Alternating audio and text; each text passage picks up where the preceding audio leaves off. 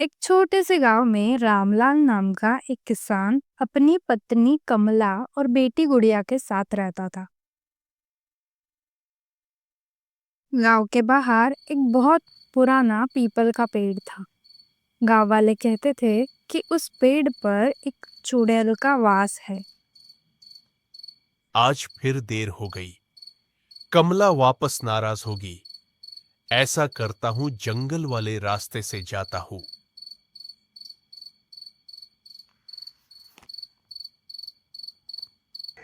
हे भगवान, आज फिर से देर हो गई इन्हें।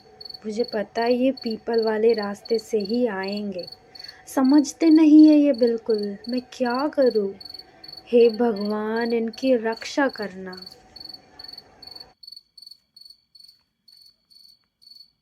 एक रात रामलाल देर से घर लौटा।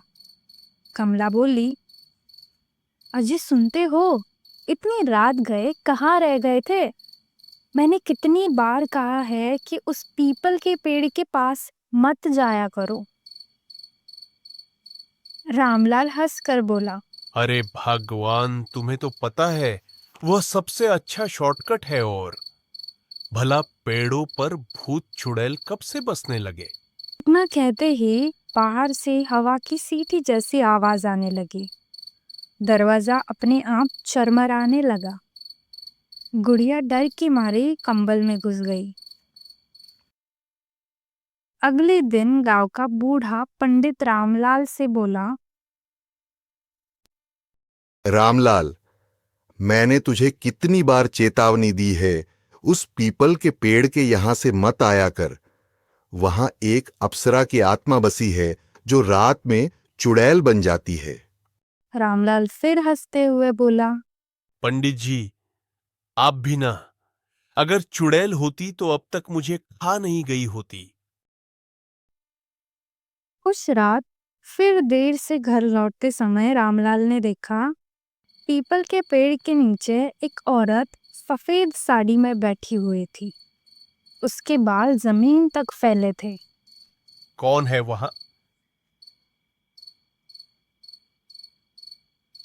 औरत धीरे धीरे मुड़ने लगी।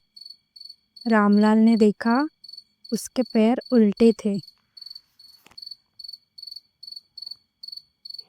हा हा हा हा।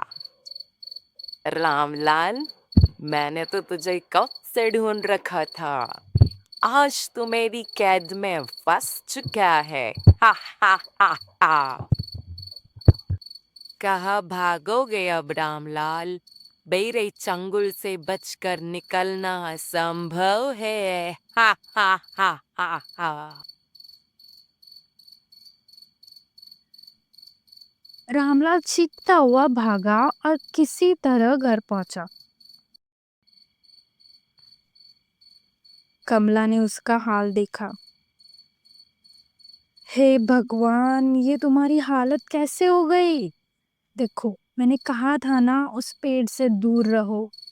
अब हमें पंडित जी की शरण में जाना होगा। रामलाल हकलाते हुए बोला, नहीं भगवान, ये सब मेरा वहम था।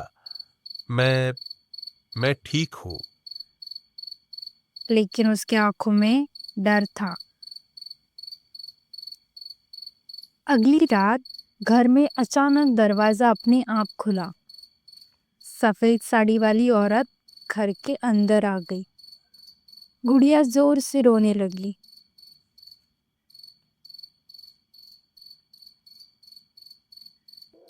रामलाल, 9 बलियों से मेरी शक्ति अधूरी है। तेरा खून ही मेरी 10वीं बलि बनेगी। तू मेरी 10वीं बलि है रामलाल, आजा मेरे पास। हे भगवान, मेरी रक्षा करना। तभी रामलाल का दोस्त मोहन वहां आ गया। उसने पंडित जी से सुना हुआ उपाय बताया। रामलाल, जल्दी से आईना उसके सामने रख। चुड़ैल अपनी ही परछाई नहीं सह पाती। रामलाल कांपते हाथों से आईना उठाकर चुड़ैल के सामने करता है। जैसे ही चुड़ैल ने आईने में अपना असली रूप देखा, लंबे दांत, खून सा भरा चेहरा, लाल आंखें, वो दर्द से चीख उठी। नहीं नहीं नहीं, ये संभव नहीं है। मैं अभी नहीं जा सकती। कुछ ही पलों में उसकी काली धुंध बनकर देह जलकर राख हो गई। याद रखो रामलाल, बुराई चाहे कितनी भी ताकतवर क्यों न हो, सत्य और साहस के सामने टिक नहीं सकती। गांव वालों ने राहत की सांस ली।